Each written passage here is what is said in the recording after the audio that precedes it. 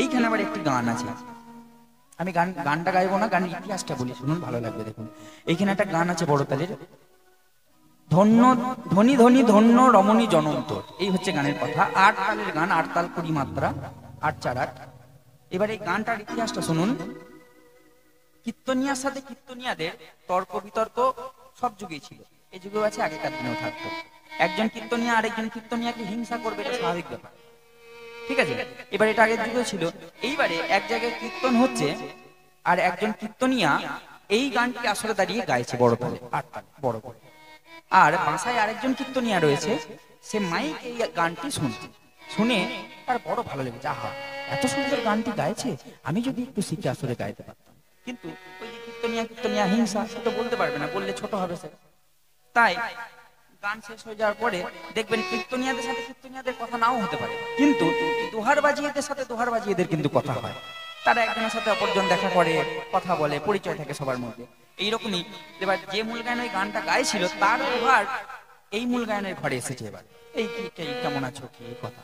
এইবার যেখানে এসেছে, ওই কীর্তনিয়া সঙ্গে সঙ্গে লোভে পড়ে, এই বাবু একটু বসো তো আমার কাছে, এই যে তোমাদের কীর্তনিয়া একটা গান গাইলো না, ধনী ধনী রমণী জনম না কি একটা গান, বলছে ওই গানটা তো আমাদের প্রায় আমাদের কীর্তনিয়া গায়, খুব ভালো গায়, আমারও গাইতে গাইতে মুখস্থ হয়ে গেছে। বলছে তাহলে তুমি এই গানটা আমাকে একটু শিখিয়ে দিতে পারবে? আমি তোমাকে, তুমি কি নেবে বলো? বলে আমি কিছু নেবো না, ঠিক আছে, আমি গানটা শিখেই ফেলেছি, আমি আপনাকে দেখিয়ে দেবো।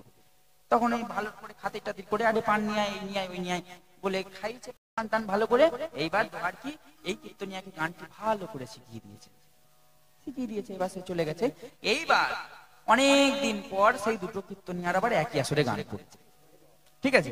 এইবারে সেই কীর্তনিয়ার ওই লীলাটা গাইলো না, কিন্তু যে শিখলো দোহারির কাছে, এই কীর্তনিয়াটা আসরে দাঁড়িয়ে এই গানটা গাইলো। তার খুব আনন্দ হয়েছে, ভালো করে গিয়েছে। গাওয়ার পরে যখন বাসায় ফিরেছে, সেই ওই কীর্তনিয়ার দোহারকিকে আবার সে দেখে পাঠিয়েছে। বলে দাদা, আপনি আমাকে গানটা শেখালেন সেই দিন, আহা এই গানটা আমি অনেক আসরে এখন করি, আর গানটা গিয়ে কি প্রেম, কি আনন্দ পাই আমি। এইবার দোহার কি, দেখুন এইখানে আসল মজাটা লুকিয়ে আছে। দোহার কি তখন ওই কীর্তনিয়াকে জিজ্ঞাসা করছে, কি বললেন? আমি আপনাকে তো কোনো গান শেখাইনি।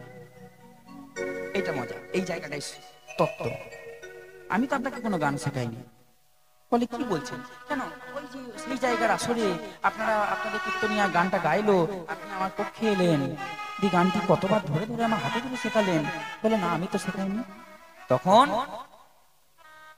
কেউ যেন তার অন্তর থেকে বলে উঠলো কীর্তনিয়াকে, যে শোনো, তুমি তো অভিমানের মঞ্চ থেকে নামতে পারোনি, আর তোমার গান শেখার ছিল প্রবল ইচ্ছা, যার জন্য আমি স্বয়ং ভগবান হয়ে ওই দোহার কি রূপ ধরে তোমাকে এসে এই গান শিখিয়ে দিয়ে গেলাম। নিতাই গৌর। এই দেখুন, এই কথাগুলো চট করে পাবেন না কোনো কীর্তনিয়ার কাছে, একদম ইউনিক কথা এগুলো। এই বইয়ে লেখা আছে একদম। আমার বইটার নামটা এই মুহূর্তে মনে পড়ছে না, আমি কালকে যদি মনে পড়ে আমি বলে দেবো আবার। এই ঘটনা এটা। তাহলে কীর্তন আবার এমন জিনিস, দেখুন কীর্তনের মধ্যেই এমন ভাব আছে, ভগবান পর্যন্ত স্বয়ং নেমে আসতে বাধ্য যদি তার নিজের শেখার প্রবল ইচ্ছা থাকে, কারণ ভগবানের এই নাম এতই প্রিয়।